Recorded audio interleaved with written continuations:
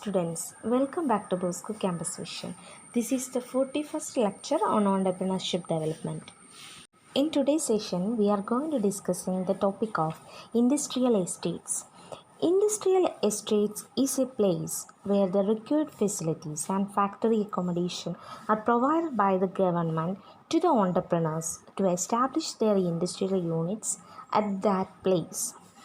ഒരു particular place government provide ചെയ്യുകയാണ് ഓൺടർപ്രണേഴ്സിന് അവരുടെ ഇൻഡസ്ട്രിയൽ യൂണിറ്റ്സ് സ്റ്റാർട്ട് ചെയ്യാനായിട്ട്. ഓക്കെ, ഇതിനെയാണ് ഇൻഡസ്ട്രിയൽ എസ്റ്റേറ്റ്സ് എന്ന് പറയുന്നത്.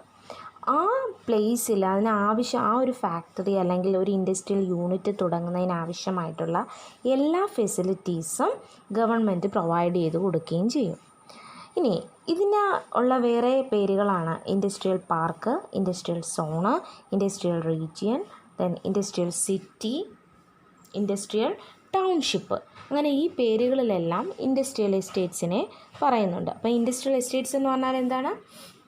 It is a place where the required facilities and factory accommodation are provided by the government provide ചെയ്യുന്ന സ്ഥലമാണത്.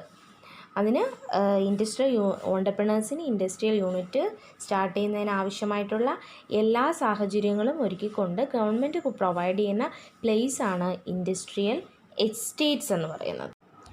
Let us see the features of industrial estate. First one is subdivided land. Then second one is provision of infrastructure facilities. Then third one, clustering of industrial units. Fourth one, balanced regional development. Fifth one, area of development. Then sixth one, size of business unit. And the last one, ownership of enterprises. These are the main features of an industrial estates. അപ്പം industrial എസ്റ്റേറ്റ്സിൻ്റെ പ്രധാനപ്പെട്ട ഫീച്ചേഴ്സാണ് ഈ 7 എണ്ണം പറഞ്ഞിരിക്കുന്നത്. See the first feature, that is subdivided land. Industrial എസ്റ്റേറ്റ്സിൻ്റെ first ഫീച്ചറാണ് subdivided land എന്ന് പറയുന്നത്. അതായത് ഒരു ലാൻഡ് പല പല പ്ലോട്ടുകളായിട്ട് തിരിച്ചിട്ട് അവിടെ സംരംഭങ്ങൾ തുടങ്ങുന്നതിന് ആവശ്യമായിട്ടുള്ള രീതിയിൽ പ്ലോട്ടുകളായിട്ട് തിരിച്ചിട്ട് ആണ് ഈ ഒരു ഏരിയ അവർ ഗവൺമെൻറ് പ്രൊവൈഡ് ചെയ്യുന്നത്. Okay, then second one, provision of infrastructure facilities. ഇനി ഈ ഒരു സ്ഥലങ്ങൾ പ്ലോട്ടുകൾ തരംതിരിച്ച് ഡിവൈഡ് ചെയ്ത് വെച്ചെന്ന് പറഞ്ഞു. ഓക്കെ, ഇനി ഇവിടേക്ക് പുതിയ പുതിയ സംരംഭങ്ങൾ വരുവാണെങ്കിൽ അതിനാവശ്യമായിട്ടുള്ള എല്ലാ രീതിയിലുള്ള ഇൻഫ്രാസ്ട്രക്ചർ ഫെസിലിറ്റീസും പ്രൊവൈഡ് ചെയ്യുന്നുണ്ട്. അതായത് water facility, current, then infrastructure, that means a transportation system, then a tool room, training facilities, banking facilities, post office, ഇങ്ങനെയുള്ള എല്ലാ കാര്യങ്ങളും ആ ഒരു പർട്ടിക്കുലർ ഏരിയയിൽ അവിടെ കണ്ടിരിക്കും. ഓക്കെ, അതാണ് second one. Then third feature is clustering of industrial units. അതായത് സിമിലർ ടൈപ്പ് പ്രോഡക്ട്സുകളും സിമിലർ ആയിട്ടുള്ള സെയിം രീതിയിലുള്ള പ്രോഡക്ട്സുകൾ പ്രൊഡ്യൂസ് ചെയ്യുന്നതൊക്കെ ഉള്ള എൻ്റർപ്രൈസസിൻ്റെ ക്ലസ്റ്ററുകൾ ഫോം ചെയ്യുന്നുണ്ട്. ഓക്കെ, അങ്ങനെ ക്ലസ്റ്റേഴ്സ് അവിടെ ഉണ്ടായിരിക്കും. ഒരേപോലത്തെ ഒരേ സെയിം ടൈപ്പിലുള്ള പ്രോഡക്ട്സുകളും അങ്ങനെയുള്ള സാധനങ്ങൾ പ്രൊഡ്യൂസ് ചെയ്യുന്ന ചെറിയ ചെറിയ യൂണിറ്റ്സുകൾ ഓരോ ഏരിയയിലും ഉണ്ടായിരിക്കും. അങ്ങനെ ഫോം ചെയ്യുന്നതിനെ ക്ലസ്റ്റേഴ്സ് എന്ന് പറയുന്നത്. അപ്പം ഈ ഒരു ഇൻഡസ്ട്രിയൽ എസ്റ്റേറ്റ്സിൻ്റെ ഒരു ഫീച്ചറാണ് ക്ലസ്റ്ററിങ് ഓഫ് ഇൻഡസ്ട്രിയൽ യൂണിറ്റ്സ്. അപ്പോൾ ക്ലസ്റ്ററിങ് എന്ന് പറഞ്ഞാൽ എന്താണ്? ക്ലസ്റ്റേഴ്സ് കൊണ്ട് ഉദ്ദേശിക്കുന്നത് എന്താണ്? ഇൻഡസ്ട്രിയൽ യൂണിറ്റ്സിൽ പ്ലാൻഡ് ക്ലസ്റ്ററിങ് ആണ് വരുന്നത്. അതായത് പ്ലാൻ ചെയ്തിട്ടുണ്ട്, അതായത് ഇന്ന യൂണിറ്റ്സുകൾ അവിടെ വരും എന്നുള്ളത് കൃത്യമായിട്ട് പ്ലാൻ ചെയ്തിട്ടുണ്ട്. അതുകൊണ്ട് തന്നെ പ്ലാനിങ് ക്ലസ്റ്ററിങ് യൂണിറ്റ്സ് ആണ് ഇൻഡസ്ട്രിയൽ യൂണിറ്റ്സ് എന്ന് പറയുന്നത്.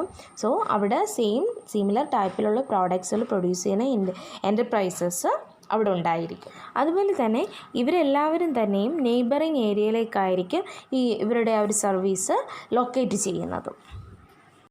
Next feature is balanced regional development. ഒരു പർട്ടിക്കുലർ ഏരിയയിലേക്ക് മാത്രം ഇൻഡസ്ട്രീസ് കോൺസെൻട്രേറ്റ് ചെയ്താൽ അവിടെ മാത്രമേ വികസനം ഒതുങ്ങിപ്പോവുകയുള്ളൂ. അതേസമയം ഈ ഒരു ഇൻഡസ്ട്രിയൽ എസ്റ്റേറ്റ്സ് ഡിസൈൻ ചെയ്തിരിക്കുന്നത് തന്നെ ഈ റീജിയണൽ ഡെവലപ്മെൻറ്റ് നല്ല രീതിയിൽ ബാലൻസ് ചെയ്ത് കൊണ്ടുപോകണം എന്നുള്ള രീതിക്കാണ്. അതായത് എല്ലാ ഏരിയാസിലും ഉൾപ്രദേശങ്ങളും അതുപോലെ തന്നെ അർബൻ ഏരിയാസും അങ്ങനെ എല്ലാ സ്ഥലങ്ങളും ഒരേപോലെ ഡെവലപ്പ് ചെയ്തിരിക്കണം എന്നുള്ള ഉദ്ദേശത്തിലാണ് ഈ ഒരു ഇൻഡസ്ട്രിയൽ എസ്റ്റേറ്റ്സ് വന്നിരിക്കുന്നത്. Then fifth point is area of development. അതായത് ഈ പറഞ്ഞിരിക്കുന്ന ഇൻഡസ്ട്രിയൽ എസ്റ്റേറ്റ്സിൻ്റെ ഡെവലപ്മെൻറ്റ്സ് എല്ലാം തന്നെയും അർബൻ ഏരിയയിലേക്കും സെമി അർബൻ ഏരിയയിലേക്കും റൂറൽ ഏരിയാസിലേക്കും എല്ലാം സ്പ്രെഡ് ചെയ്ത് പോകുന്നുണ്ട്. എല്ലായിടത്തെയും വികസനം ഒരു ഉദ്ദേശം തന്നെയാണ് ഈ ഒരു ഇൻഡസ്ട്രിയൽ എസ്റ്റേറ്റ്സിന്. ഇപ്പം നമ്മൾ 5 പോയിൻറ്റ്സ് ആണ് ഇപ്പം പറഞ്ഞിരിക്കുന്നത്. Sub divided land, provision of infrastructure facilities, clustering of industrial units, then balanced regional development, fifth one area of development. Then sixth one is size of business unit. അതായത് ഒരു ഓർഗനൈസേഷൻ, ബിസിനസ് ഓർഗനൈസേഷൻ ആ ഒരു industrial എസ്റ്റേറ്റിലേക്ക് വരുമ്പം അവിടെ start ചെയ്യുന്നതിന് പ്രത്യേകം ഒരു size limit അവർ പറയുന്നില്ല. ലാർജ് സ്കെയിലും തുടങ്ങാം, സ്മാൾ സ്കെയിൽ തുടങ്ങാം, മീഡിയം സ്കെയിൽ, അങ്ങനെയുള്ള ഏത് രീതിയിലുള്ള ഓർഗനൈസേഷനും ആ ഒരു ഏരിയയിൽ സ്റ്റാർട്ട് ചെയ്യാനായിട്ട് സാധിക്കും. Then seventh one ownership of enterprises. ഇനി ഇവിടെ സ്റ്റാർട്ട് ചെയ്യുന്ന ബിസിനസ് സംരംഭങ്ങളുടെ എല്ലാം ഓണർഷിപ്പ് എന്ന് പറയുന്നത് ഗവൺമെൻറ് അണ്ടർടേക്സിലാണ് ചെയ്യുന്നതെങ്കിൽ തീർച്ചയായിട്ടും അത് ഗവൺമെൻറ്റിൻ്റെ ആയിരിക്കും. ദെൻ കോപ്പറേറ്റീവ് ആണെങ്കിൽ കോപ്പറേറ്റീവ് ഓണർഷിപ്പ് ആയിരിക്കും. പ്രൈവറ്റ് ഏജൻസി ആണെങ്കിൽ അങ്ങനെയും. So enterprises industrial estates may be set up by the ഗവൺമെൻറ്റിന് സ്റ്റാർട്ട് ചെയ്യാം. ദെൻ കോപ്പറേറ്റീവ് സഹകരണ സംഘങ്ങൾക്ക് സ്റ്റാർട്ട് ചെയ്യാം. ദെൻ പ്രൈവറ്റ് ഏജൻസീസ്, അങ്ങനെ 3 വിഭാഗത്തിൽപ്പെട്ടവർക്ക് ഈ പറഞ്ഞിരിക്കുന്ന ഇൻഡസ്ട്രിയൽ എസ്റ്റേറ്റ്സിൽ പുതിയ സംരംഭങ്ങൾ സ്റ്റാർട്ട് ചെയ്യാനായിട്ട് സാധിക്കും. സോ ഇന്നത്തെ സെഷനിൽ നമ്മൾ ഇൻഡസ്ട്രിയൽ എസ്റ്റേറ്റ്സിനെ കുറിച്ചാണ് ഡിസ്കസ് ചെയ്തിരിക്കുന്നത്. വളരെ ഇമ്പോർട്ടൻ്റ് ആയിട്ടുള്ള ടോപ്പിക്കാണിത്. ഇനി നമ്മൾ നെക്സ്റ്റ് ക്ലാസ്സിൽ ഡിഫറെൻറ്റ് ടൈപ്സ് ഓഫ് ഇൻഡസ്ട്രിയൽ എസ്റ്റേറ്റ്സിനെ കുറിച്ച് ഡിസ്കസ് ചെയ്യുന്നതായിരിക്കും.